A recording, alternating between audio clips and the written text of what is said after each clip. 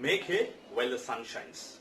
Just like this proverb, as soon as our helpline got published, there were numerous shares and outreaches to get the details cascaded to all who's in need.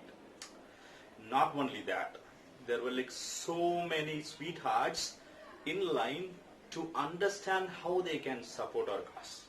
Some of them were ready to raise funds for us, some of them were ready to assist virtually, like handling the calls, supporting the patients, coordinating with doctors, right? And some of them were even ready to help us in logistics, like delivering medicines and medical devices and whatnot.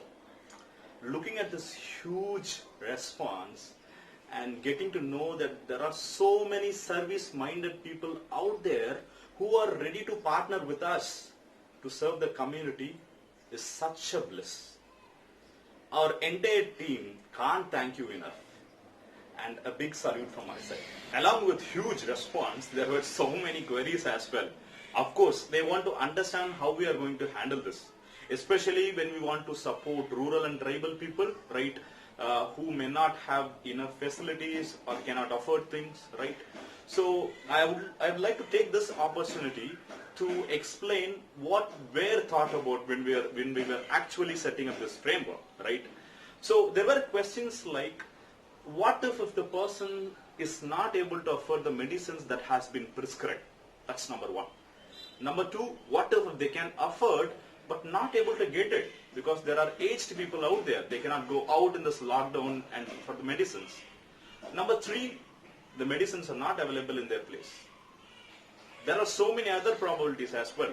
In fact, I would like to answer these questions. When we were actually designing this framework, we thought about all this, right? Because it's all about rural and tribal people who cannot afford so many things, right? So, especially in this case, like wherein the doctor is consulting with the patient, the doctor will note down all the current status of the patient. And the doctor will also make sure that is captured in the patient's feedback.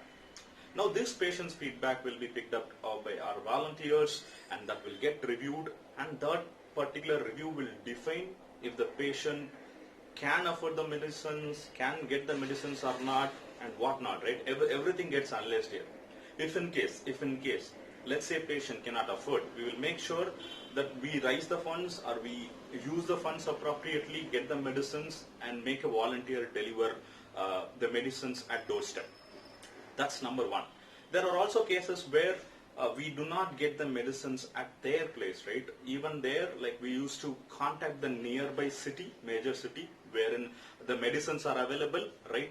Those volunteers will get the medicines for them, ship it to the local volunteer, and the local volunteer delivers to the patient at doorstep.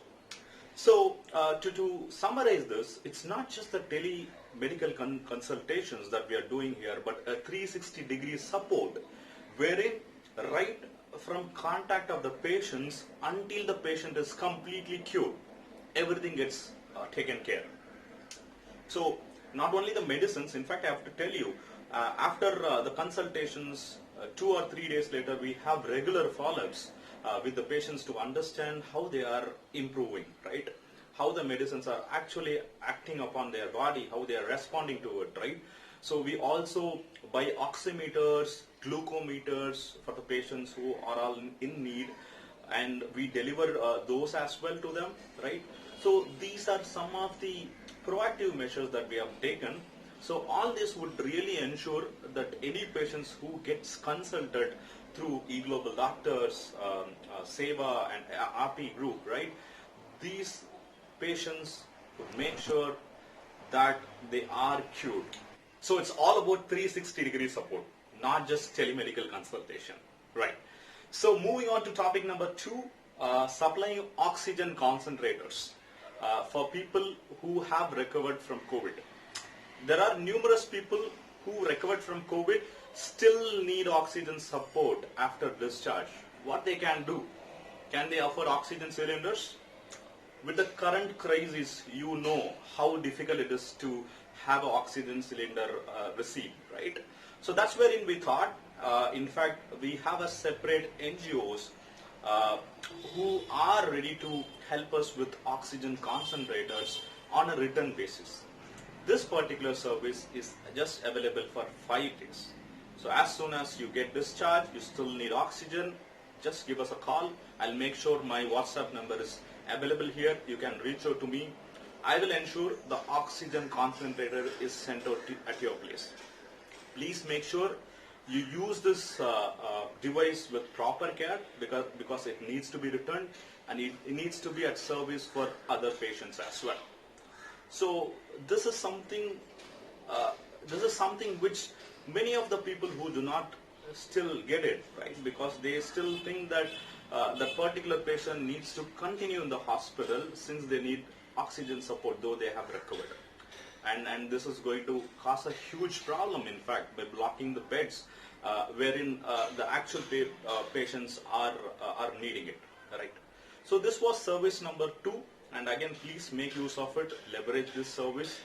And currently this service is available for cities like Chennai, Madurai, Trichy and Coimbatore. We are also planning to extend the service.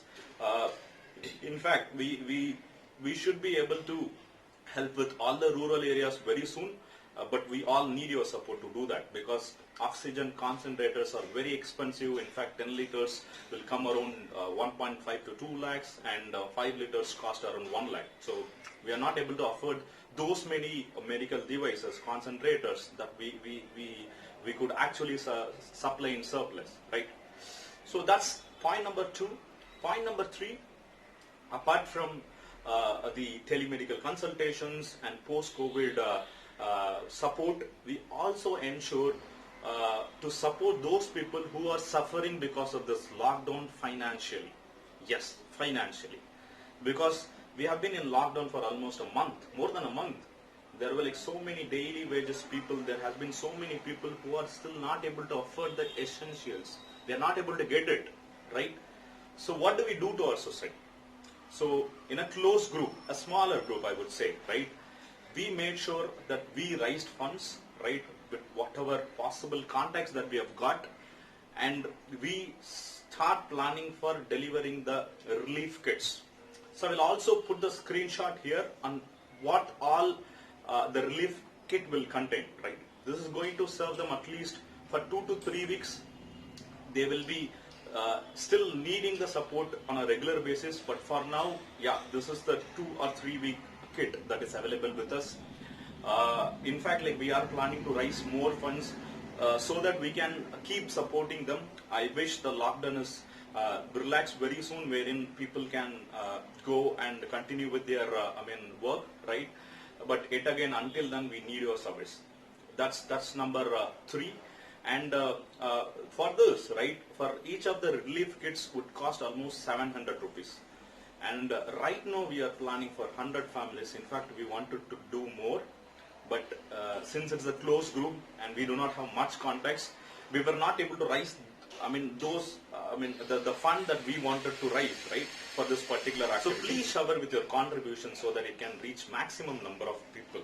As you all know, it is just not one-time activity, but it needs to be served as frequently as possible so that people do not suffer. So these are the 3 services which I wanted to speak today. I will make sure that all these 3 cards are available in my YouTube video. Please support us. We do not know how long we will be able to do this service, right? Because it needs a lot of human resource and financial strength. So please leverage it.